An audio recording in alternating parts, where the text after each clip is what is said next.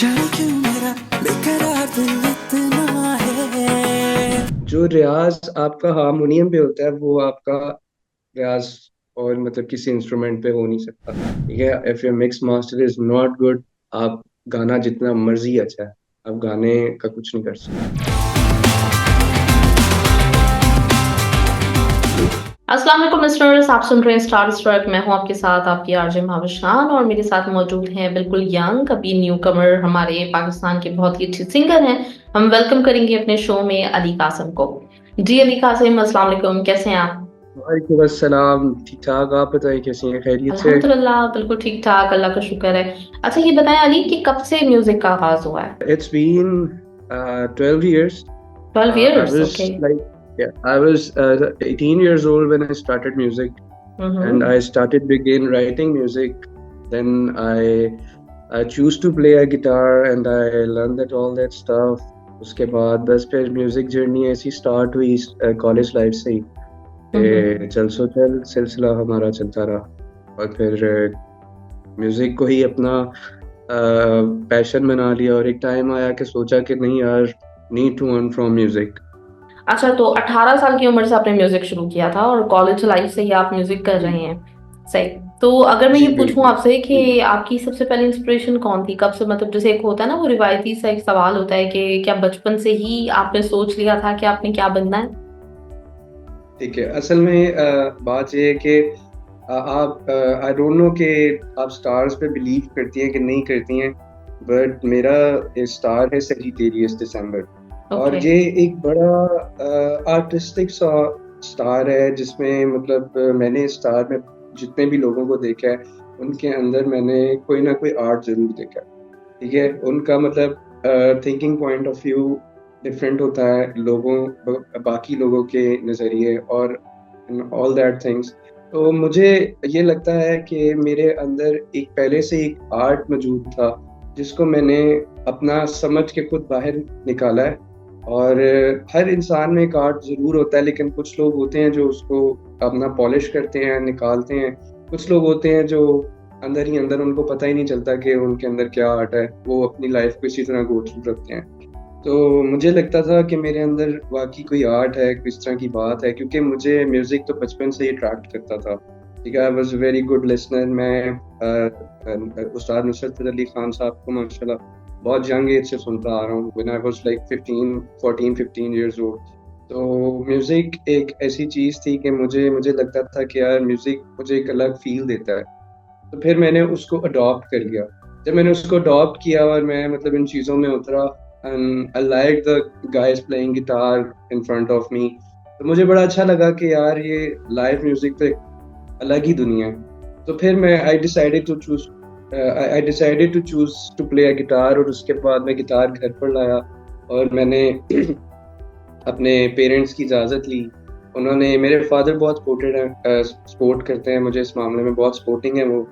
तो बस फिर मेरी ये जर्नी स्टार्ट हुई। उसके बाद मैंने क्या कहते हैं कॉलेज लाइफ में, हम क्या कहते हैं, मैं एफसी से पढ़ा हूँ, फॉर्मल क्रिश्चियन कॉलेज से। वहाँ पे क्या कहते हैं म्यूज़िक सोसाइटीज़ के मेंबर रहे हम काफ़ी मतलब ये चलता रहा। फिर हमने मतलब इसको आगे स्टूडियोज तक लेकर चले गए। फिर बहुत लोग मिले, अच्छे डायरेक्टर्स मिले, प्रोड्यूसर्स मिले, काम करने के लिए उनके पास जाते थे। कोई हाथ पकड़ाता था, कोई नहीं पकड़ाता था। चल ये दुनिया है, दुनिया का हिस्सा है। इंसान को बस स्ट्रगल करते रहना चाहिए। अल्लाह पाक नहीं आपका हाथ पकड़ना होता है, आई बिलीव इट। अच्छा, फिर आपके फ्रेंड्स वगैरह जब आप कॉलेज में परफॉर्म कर रहे थे, और खासतौर पे कॉलेज की परफॉर्मेंस, उस वक्त आप एक स्टूडेंट लाइफ गुजार रहे होते हैं, तो इर्द गिर्द जी, में जो लोग थे, जो आपके क्लास फेलोज थे, वो किस तरह से लेते थे आपको? मतलब एक बने हुए थे सेलिब्रिटी कॉलेज में अपने? मेरा जो कॉलेज लाइफ में म्यूजिक के हवाले से टेन्योर था, वो पहले एक साल तो काफी डिफरेंट था। मुझे वो दोस्त नहीं मिले जो मतलब मेरे म्यूजिक के साथ लेकर चलें और मतलब वो समझें कि इसमें मतलब कोई स्कोप है या किस तरह की चीज है। तो कुछ हर किसी का देखिए माइंड डिफरेंट होता है। दुनिया हर हर बंदा मतलब हर कोई कुछ ना कुछ अपनी जिंदगी में अचीव करना चाहता है। तो मेरा कुछ म्यूजिक के हवाले से था, किसी का कुछ और है, किसी को इंटरेस्ट है म्यूजिक में, किसी को नहीं है। कोई कह रहा है यार कि हर वेले गिटार ही यार छड़ करे। तो ये सारी चीज़ें मैंने पहले 1 साल की थी। मतलब उसके बाद जब मैं मतलब इस फील्ड में जैसे जैसे वक्त के साथ आगे बढ़ता रहा, तो मुझे बहुत अच्छे अच्छे दोस्त भी मिलना शुरू हो गए। फिर मैंने अपने टाइम में अलहमरा ज्वाइन किया। अलहमरा जब मैंने ज्वाइन किया तो वहाँ पे मेरे म्यूज़िक के हवाले से बहुत सारे दोस्त बने।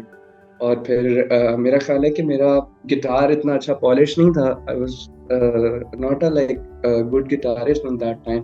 बट फिर उन दोस्तों के साथ कर करके प्रैक्टिस कर करके उन्होंने गाना, I used to play with them. तो फिर गिटार में मैंने अपना हाथ ठीक किया था। उसके बाद मुझे वक्त के साथ साथ प्रैक्टिस के साथ साथ चीज़ों को लर्निंग के साथ साथ पता चलता रहा कि हाउ टू डू इट। अच्छा, तो आपने जिक्र किया कि आपने फिर गिटार बजाना शुरू किया, तो आई गिट स्टार्टेड।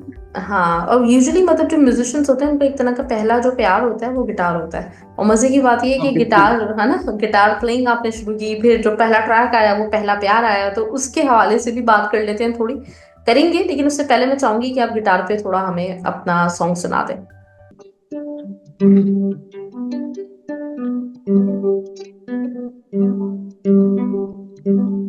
शमा कहे परवार से परे चला जा, मेरी तरह जल जाएगा यहाँ नहीं आ। शमा कहे परवार से परे चला जा, मेरी तरह जल जाएगा यहाँ नहीं आ। जो नहीं सुनता उसको जल जाना होता है। हर खुशी से हर गम से बेगाना होता है। प्यार दीवाना होता है, मस्ताना होता है। हर खुशी से हर गम से बेगाना होता है।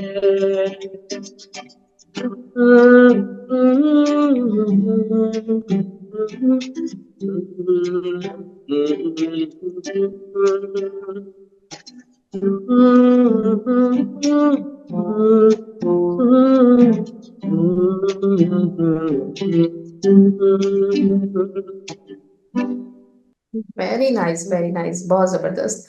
तो फिर जो पहला आपने गाना रिलीज किया, उसका क्या प्रोसेस रहा था, कैसे हुआ था? आप कह रहे हैं कि मुख्तलिफ डायरेक्टर्स आपको मिलते गए, तो सबसे पहले किसने इस तरह का एक्सपोजर दिया, किसने आपका गाना रिकॉर्ड करवाने में आपको हेल्प किया? एक तो अल्लाह की ज़ात के बाद सिर्फ आपको जो मिलती है वो लकीली अपने फादर से मिलती है। हम्म। ठीक है। इसके अलावा कोई कोई दुनिया में ऐसा इंसान नहीं है जो आपको कहे कि मैं आप पे पैसे लगाता हूँ, मैं आपको आगे करता हूँ। ठीक है। तो ये जो प्रोड्यूसर्स वगैरह से मिलने का सारा सिनेरियो है, ये तो मेरे गाने से बिल्कुल हट के है। जिनके पास में जाता था कि मुझे काम दें, I want to do work, मुझे काम चाहिए, मुझे मेरे पास मैं एक राइटर हूँ, मैं कंपोजर हूँ, मैं मेरे पास अपने प्रोजेक्ट्स होते थे, मैं अपना काम लेकर जाता था कि मुझे चाहिए। तो समहाउ ऐसा है कि कोई सुनता था कोई नहीं सुनता था। मैं मतलब ऑन लाइव किसी का नाम तो नहीं लेना चाहता, नाम मैं दूंगा। तो मैंने जब अपना गाना पहला रिलीज किया था ना, वो मेरा गाना 2018 में रिलीज हुआ था, जिसका नाम था इश्क। इश्क। ठीक है। हाँ जी। और वो गाना जो मैंने रिलीज तो नहीं किया था, वो मैंने रिकॉर्ड किया था सिर्फ। ठीक है। वो रिलीज सिर्फ वो FM 103 पे चला था। और इसके अलावा वो गाना मैंने कहीं नहीं चलाया था, क्योंकि मुझे उस टाइम उस गाने में बहुत सारे लैक नजर आना शुरू हो गए थे। और मेरे हर आर्टिस्ट के साथ ये मसला है कि उसको अगर किसी चीज़ में कोई मतलब लैक वगैरह दिखे और वो मेंटली सेटिस्फाई ना होना अपनी चीज़ से, अपने प्रोजेक्ट से, तो वो घबराता है उसको मार्केट करने के लिए। ठीक है। तो मेरे साथ भी कुछ ऐसा ही हुआ, मुझे काफ़ी ज़्यादा लैक नज़र आए, तो मैंने फिर उसको स्किप कर दिया। मैंने कहा यार नहीं, मुझे I need to work more on my skills, on my vocal. मैंने मतलब आपका सबसे बड़ा जो इंस्ट्रूमेंट होता है वो आपका वोकल होता है, ठीक है? आपको अपने वोकल को बहुत अच्छा ट्रीट करना पड़ता है। तो उस टाइम मुझे लगा कि नहीं यार, मुझे अभी अपने वोकल पे मेहनत करने की ज़रूरत है, तो मैंने उसको फिर नहीं रिलीज़ किया। उसके बाद मैंने आई गेस 2019 के एंड में या 20 के एंड में एक गाना किया था, और वो गाना रिलीज करने की वजह ये थी कि कोरोना का टाइम आ गया था। ना करने की वजह, सॉरी, कोरोना का टाइम आ गया था, और उस कोरोना के टाइम में वो गाना इतना पेंडिंग हो गया कि वो फिर बस पड़ा ही रहा, उसको नहीं किया। उसके बाद आया मेरी स्टोरी ऑन पहला प्यार। मैं मतलब एक सडनली मैं मतलब एक जगह पर बैठा हुआ था, एक स्टूडियो में बैठे हुए थे हम लोग। तो मैंने मेरे हाथ में ऐसे ही पेन वगैरह, कॉपी वगैरह पड़ी हुई थी, साथ गिटार पड़ा हुआ था। तो मैंने पेन के साथ ना ऐसे ही कुछ लिखने की कोशिश कर रहा था। मेरे माइंड में एक चीज़ चल रही थी, तो वो बस मुझसे लिखा गया, जाने क्यों बेकरार दिल इतना है।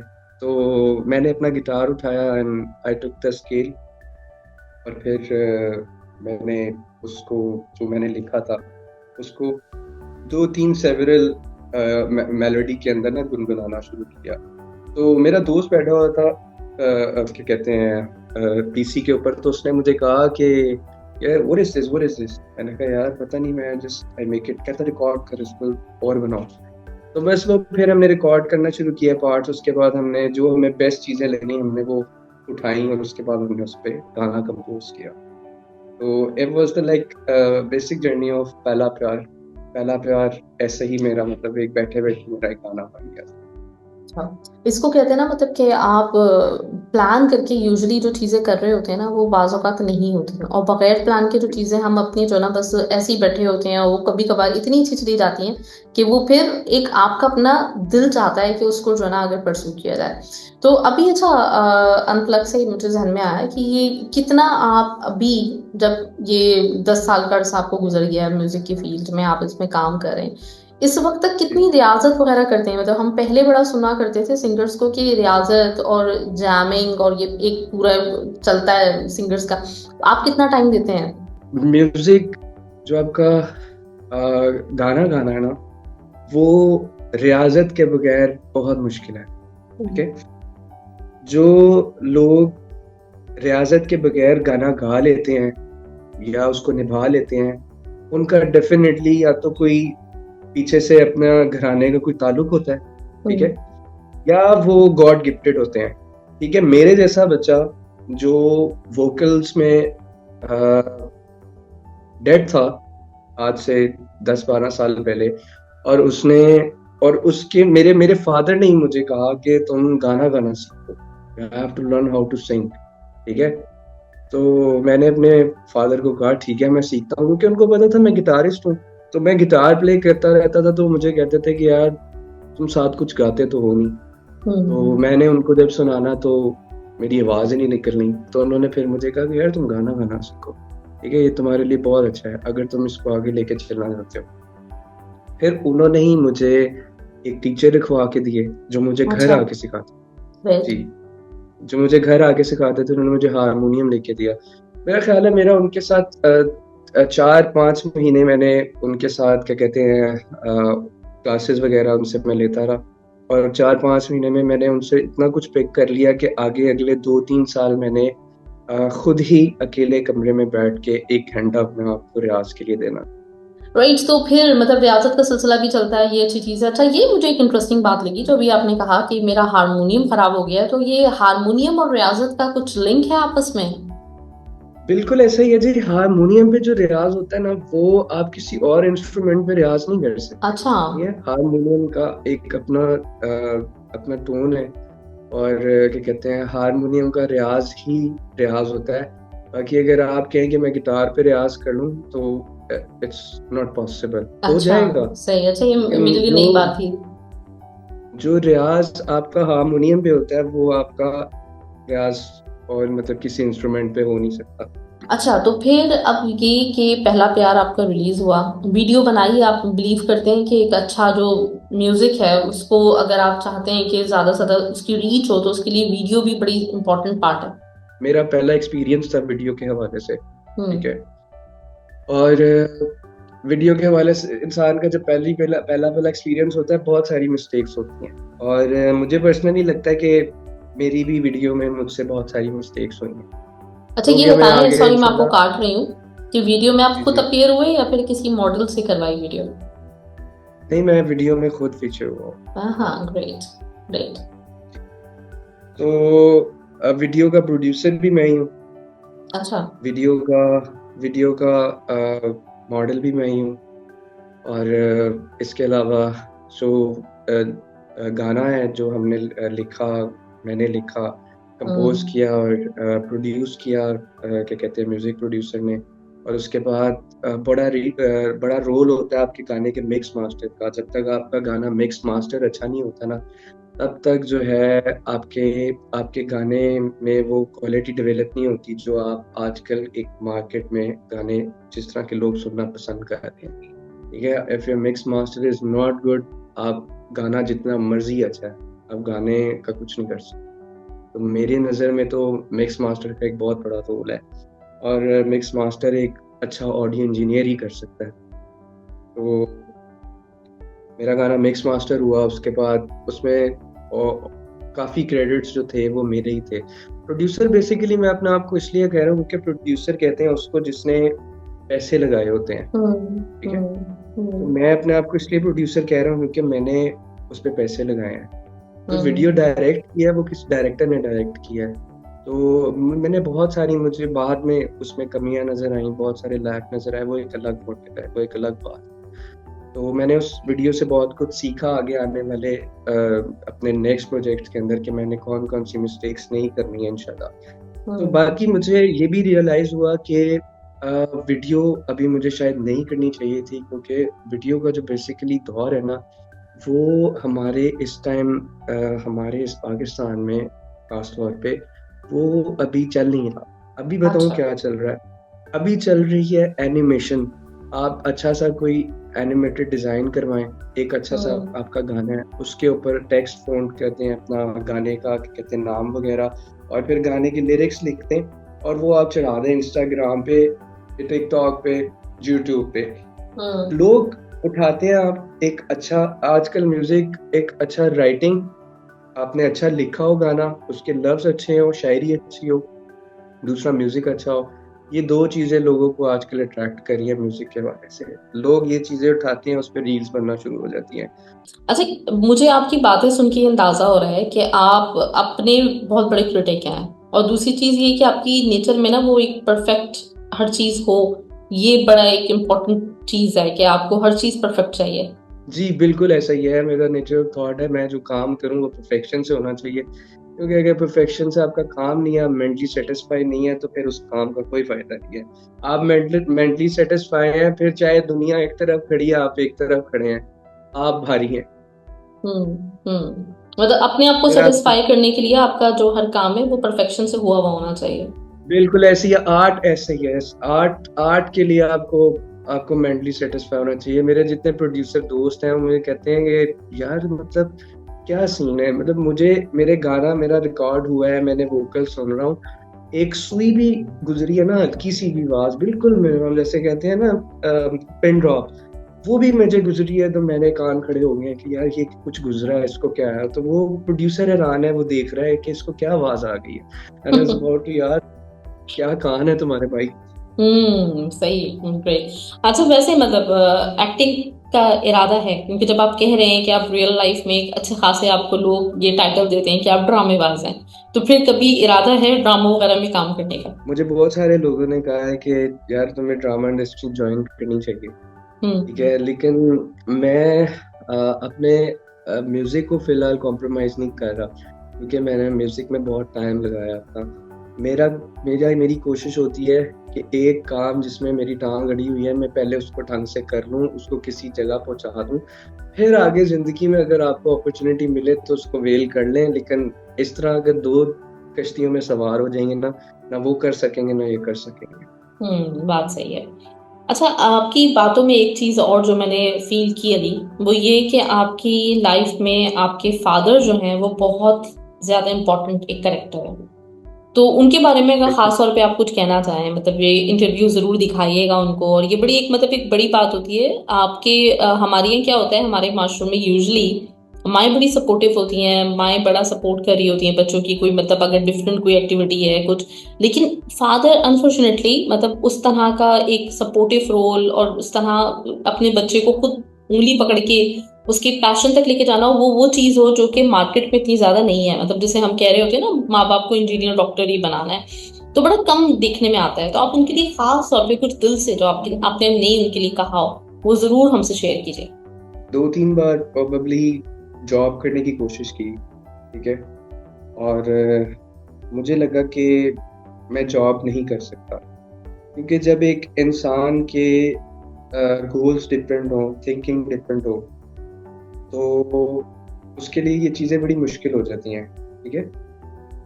फर्स्ट थिंग हुआ ये कि मेरे जो फादर है उन्होंने मुझे, ठीक है, जैसे कहते हैं ना कि हाथ का फोड़ा बना के रखना, उन्होंने मुझे वैसे अपने साथ रखा, ज़िंदगी में मेरा हमेशा साथ दिया। मेरी अम्मी मुझसे बहुत प्यार करती हैं। हम वी आर 3 सिबलिंग्स, ठीक है। मेरी एक बड़ी बहन है, मैरिड है, वो कराची होती है, और एक मैं हूँ, और फिर मेरा छोटा भाई है, और इन सब में पैम्पर्ड चाइल्ड जो हूँ वो सबसे ज़्यादा मैं ही हूँ, ठीक है। अच्छा।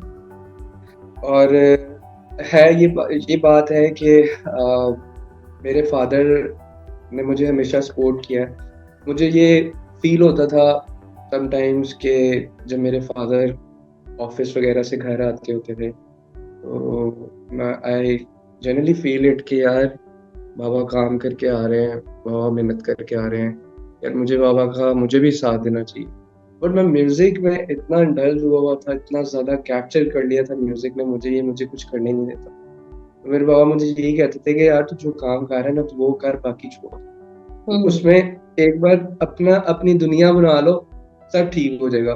तो ये this is the best thing कि मेरे बाबा ने मुझे कभी प्रेशराइज नहीं किया कि यार तुम लोगों के मामा बाबा लोगों के जो पेरेंट्स होते हैं वो घरों से निकाल देते हैं औलादों को कि जाओ कुछ करो। लेकिन मेरे फादर ने आज तक मुझे कभी ना, उन्होंने मुझे पूछा लेट क्यों सो रहे हो, लेट क्यों उठ रहे हो। मतलब मैंने अब तक की अपनी जिंदगी शुक्र अल्हम्दुलिल्लाह बादशाहों की तरह गुजारी। जबरदस्त, ग्रेट, ये बहुत बड़ी बात है। अच्छा अली, जाते जाते मैं एक तो ये सवाल आपसे करना चाहूंगी कि फ्यूचर के क्या प्लान्स हैं, क्या होने वाला है, कुछ नया हमें सुनने वाला है, हम सुनने वाले हैं।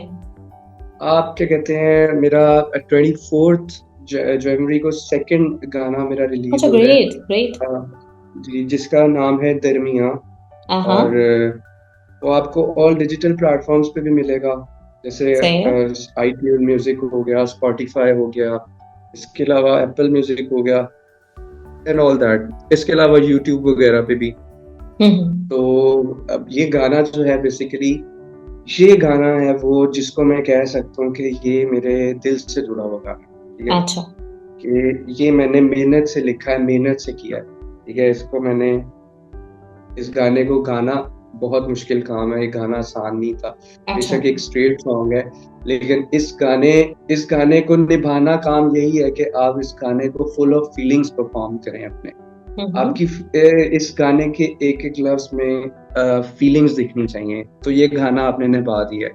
अगर आपने ऊपर से गा दिया है तो वो ये गाने को गाने का फायदा नहीं है। तो मैंने इस गाने को लिखने में भी बहुत मेहनत की, बनाने में भी बहुत मेहनत की, निभाने में भी बहुत मेहनत की है। तो ये गाना एक ऐसा गाना जो मेरे दिल से जुड़ा हुआ है, जो मैं 24 को, और ये गाना वो गाना है जो मैं आपको बता रहा था कि मैंने कोरोना के टाइम पे किया था, पर हालात ऐसे हो गए थे कोरोना के टाइम पे, फिर मैं इसको निकाल नहीं सका। इंजॉय भी करेंगे गाने को, और गुड लक भी इंशाल्लाह। आपके लिए अली, कि इंशाल्लाह मेरी उम्मीद है कि आप जैसे एक्सपेक्ट कर रहे हैं, जो आपकी एक्सपेक्टेशंस हैं, वो उसी तरीके से ये गाना आपको बहुत सक्सेस दे, और आने वाले दिनों में भी इंशाल्लाह आपको सक्सेस मिलती चली जाए। अच्छा, जाते जाते मैं चाहूंगी कि एक मैसेज हमारे जितने भी सुनने वाले जो लोग आपको देख रहे हैं उनके लिए।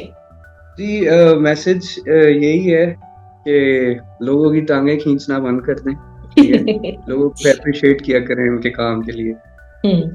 जबरदस्त जी जबरदस्त शॉर्ट। मैसेज है। बाकी आप अपना मतलब क्या कहते हैं, हर बंदा अपने हिसाब से मेहनत कर रहा है, उसको मिस जज ना करें, उसको अंडरस्टैंड करें। जबरदस्त जबरदस्त। चलिए जी अली, इंशाल्लाह ताला फिर आपसे जरूर मुलाकात होगी, फिर दोबारा हम आपका इंटरव्यू करेंगे। आपका जब भी कोई गाना आता है आप हमें बताइए और हम उसको जरूर अपनी रेडियो पे प्ले करेंगे, प्रमोट करेंगे इंशाल्लाह। और बहुत सारी नेक ख्वाहिशात आपके लिए। Thanks a lot. बहुत शुक्रिया इंशाल्लाह जी, थैंक यू वेरी मच। बहुत शुक्रिया, इंशाल्लाह फिर बात होती है। अपना बहुत बहुत ख्याल रखिएगा। थैंक यू वेरी मच जी, अल्लाह थैंक यू जी, हाफिज। अल्लाह हाफिज, टेक केयर। अल्लाह